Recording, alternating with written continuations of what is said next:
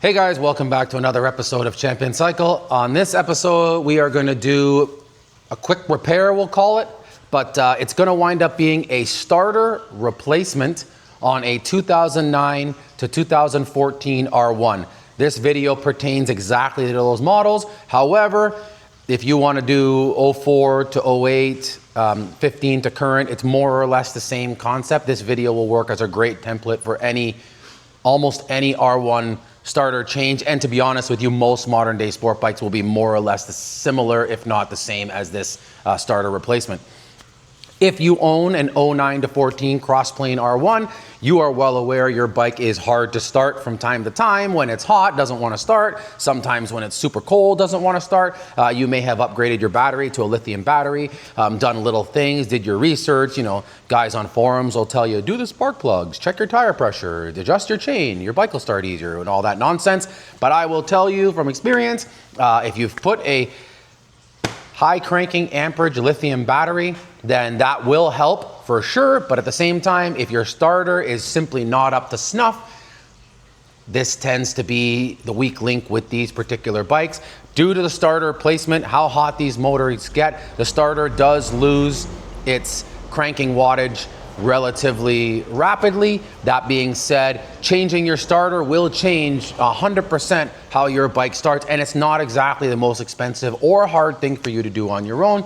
On this episode, I'm extremely busy in the shop. I'm actually going to be on the dyno most of the day. You might see me in the background of the video in the dyno room over there. So we got our boy Matt here, which you guys know from some of our other videos, usually on the street. We'll call him our Steez on the street. I'm going to do my part for this repair, and the only part I'm going to be doing is I'm going to remove the customer's personal belongings from the motorcycle, and the rest is going to be to our boy Matt here. Now, just to give you a rundown real quick, Matt has never done a starter on one of these R1s. So the same way you guys are learning for the first time, he is learning for the first time. So rather than cutting it out and making this look like we know everything under the sun, Matt's gonna learn firsthand. I did kind of give him some tips as I know where the starter is and I know more or less what's involved, which is, in a nutshell, seat off, tank sides off, fuel tank off completely. You can see the starter right from there. Battery cables off the starter, disconnect your battery out of your bike. Obviously, I should have said that first after you took the seat off. And then you go ahead and take the starter out. There's gonna be a thermostat housing if memory serves me correct. Matt will show you the way to do it without removing any bolts that are not necessary. So in a lot of videos, or as the dealer may tell you, or some shops may tell you, oh, you have to drain the rad, take the thermostat housing off, you have to do this, yada, yada. At the end of the day, our job as a motorcycle technicians is to remove as little as possible, get the job done in a safe, timely manner, as quickly as possible. This saves the client financial dollars, and this saves us time, and it saves the shop time and space because we have to bike in and out of here sooner. So we are going to go ahead and dive in with this starter. I'm going to leave you guys in the certified, comfortable hands of our boy Matt, and he's going to walk you through for his first time and your first time how you change the starter on this R1. You guys can figure this all out together. You may see me from time to time popping in, but this will be a good one, guys. If you really want to learn something, this will be a good one. Stick around. Let's get to it together. All right, guys, I got everything more or less set up here. Let's get started on this. Starter on hand, everything ready to go. Let's get this. All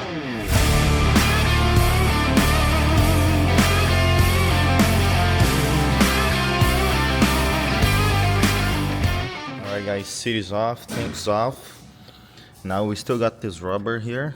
We just asked our customer if we could remove it, as we find this retain a lot of heat.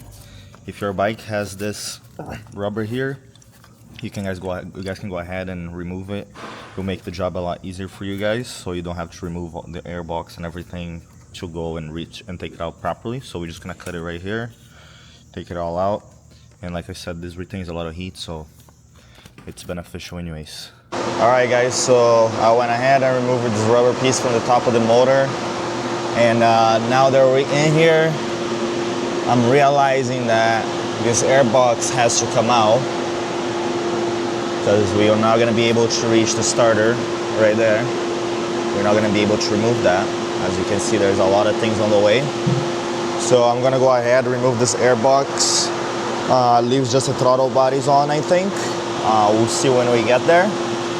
And looks like I'm gonna have to move a little bit of this thermostat and rad hose here a little bit out of the way to make some space. And that should give us access to remove the starter, it looks like. But let's see, one step at a time. Let's get this air box off.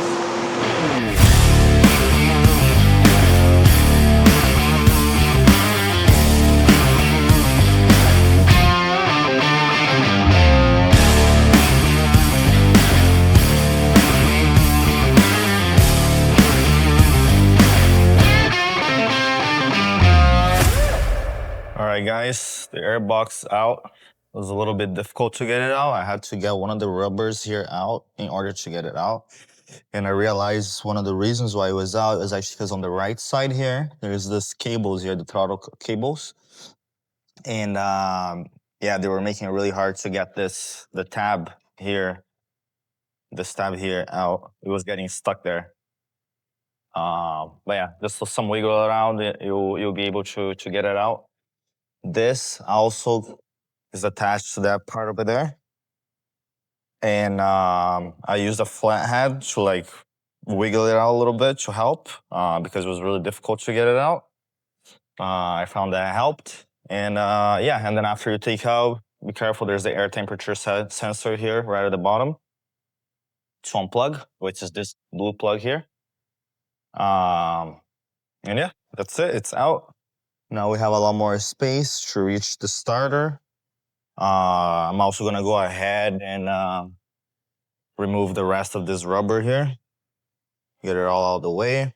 Like I said, this retains a lot of heat. And yeah, keep tuned, let's keep going. All right, guys, so I went ahead and I removed the coolant reservoir.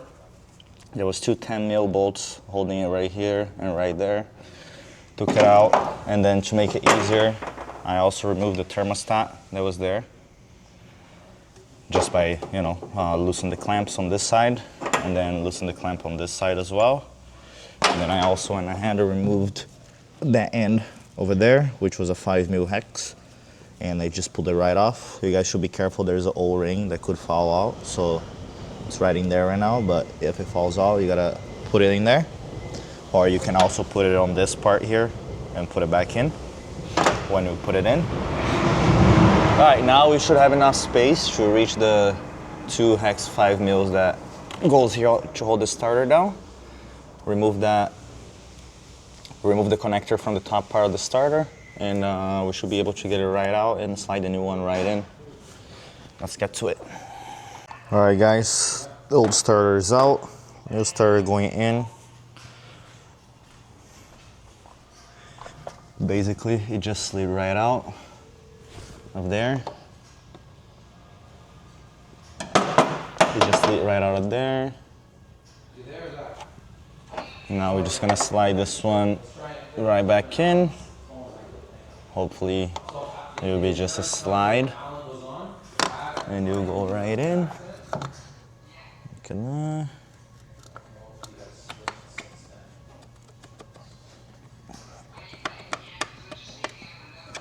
Oh, and it's in.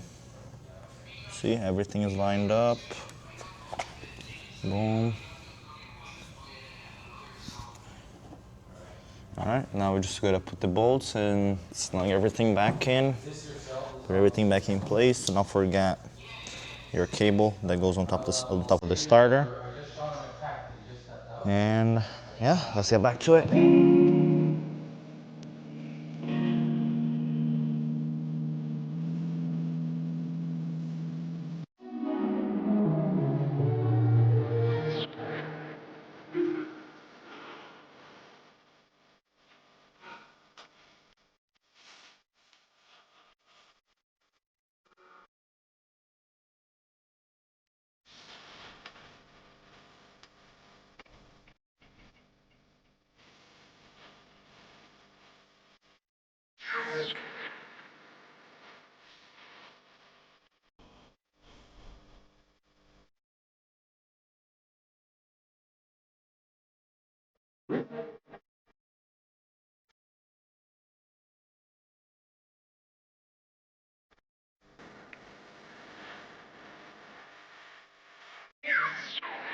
All right, guys, that about does it for this episode of Champion Cycle.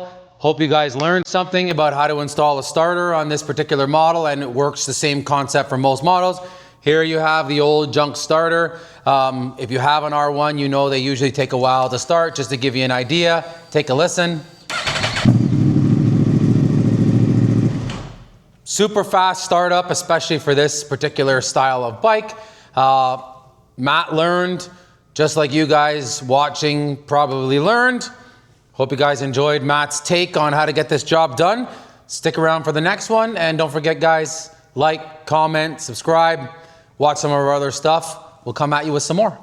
Stay tuned.